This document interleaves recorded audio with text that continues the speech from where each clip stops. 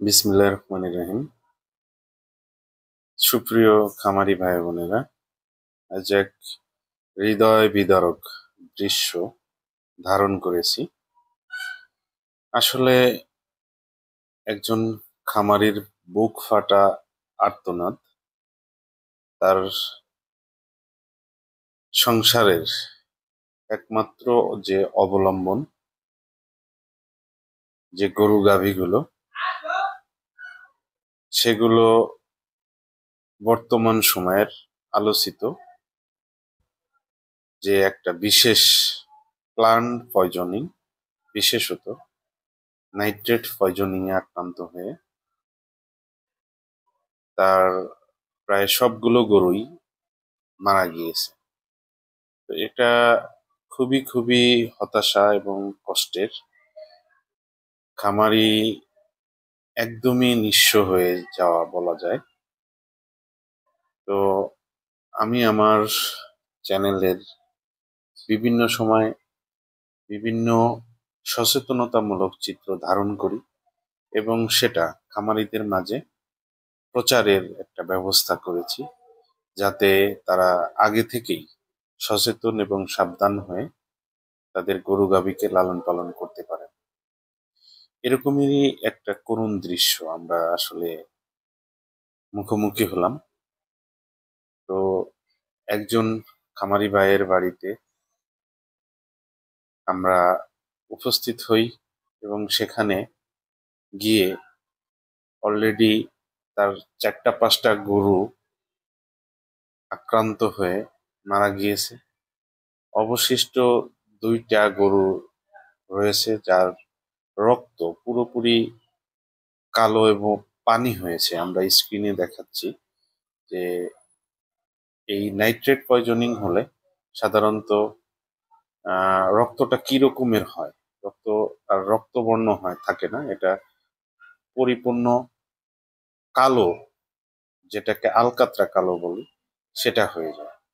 তো আমরা সাধারণত এই বর্ষা পরবর্তী, বৃষ্টি পরবর্তী যে ঘাসগুলো, সেটা যে কোনো ফার্মের ঘাসই হোক অথবা অতি দ্রুত বর্ধনশীল যে ট্র্যাডিশনাল ঘাস, বিশেষত শ্যামা ঘাস, হেলেঞ্চা ঘাস অথবা অন্য যে কোনো প্রকারের ঘাসই হোক না কেন, ঘন লকলকে যে ঘাসগুলো আমরা মাঠে থেকে হরহামেশায় এনে গরুকে দিচ্ছি, এবং আমি ভাবছি যে আমার গরুগুলো খুব তাড়াতাড়ি মোটা তাজা হবে, পেট ভরবে এবং দুধ বা মাংস বাড়বে।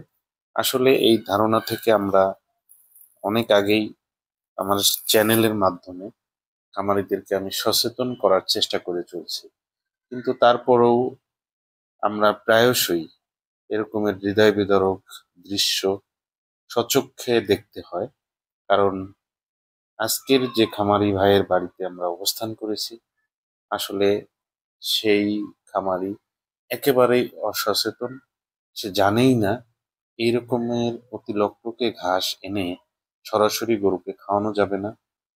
এই ঘাসকে সে সরাসরি এনে যেমন দিয়েছে, পাশাপাশি সে এই সম্পর্কে তার কোনো ধারণা না থাকার কারণে আজকে তার এই সম্পদের একটা ক্ষতি হয়ে গেল প্রাণী সম্পদ।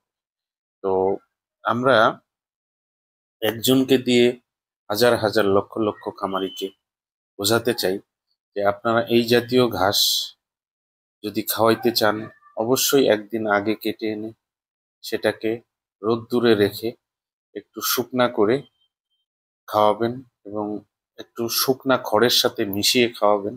তাহলে কিন্তু এই নাইট্রেট পয়জনিং এ আপনি আপনার গরুকে বাঁচাইতে পারবেন।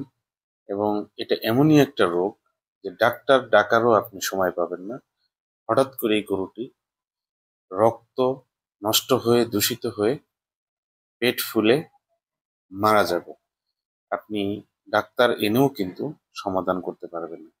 তো আমরা এই খামারের বাড়িতে যে কয়েকটা গরু জীবিত অবস্থায় পেয়েছিলাম, তাকে স্যালাইনের মাধ্যমে মিথাইলিন ব্লু পুশ করে আমরা 2টা গরু বাঁচাতে সমর্থ হই।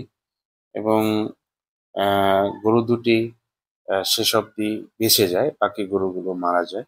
এই জন্য খামারি বাড়িতে সচেতন এবং সাবধানতার জন্য যে এরকমের দৃশ্য বা সিনারি কারো বাড়িতে যেন না ঘটে, কোনো খামারের জন্য না ঘটে, আমরা আগে থেকেই সতর্ক হই, সাবধান হই। আমাদের গরু গাভীগুলো সুস্থ থাকবে, সুন্দর থাকবে এবং আমরাও কিন্তু ভালো থাকতে পারবো। আশা করা যায় আমার এই ভিডিওর দ্বারা আপনারা যে সচেতনতা পূর্বেও লাভ করেছিলেন, এখনো স্বচক্ষে যে সচেতনতা লাভ করবেন তা সকল খামারিকে শেয়ার করবেন এবং এই বিষয়টার অবগত করবেন।